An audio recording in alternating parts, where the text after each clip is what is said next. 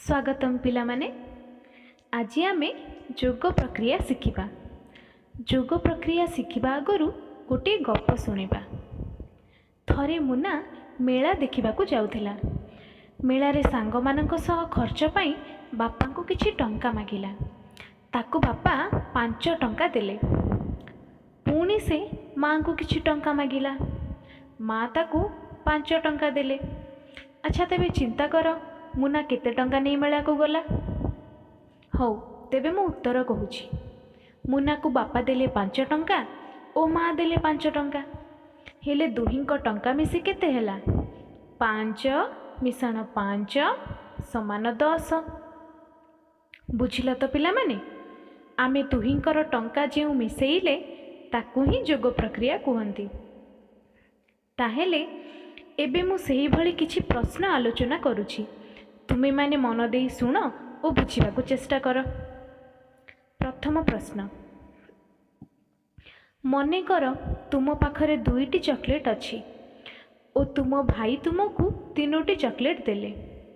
तेबे तुम पाखरे केतोटी चॉकलेट हैला?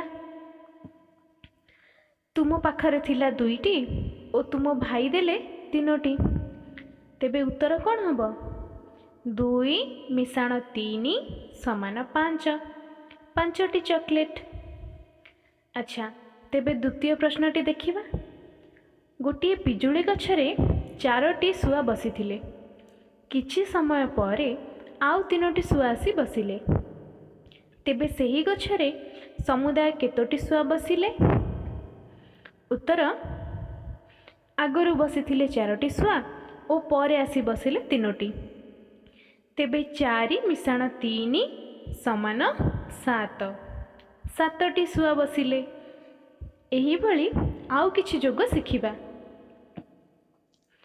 5 मिसाण 3 समान 8, 7 मिसाण 2 समान 9, 6 मिसाण 4 समान 10, 2 मिसाण 6 समान 8।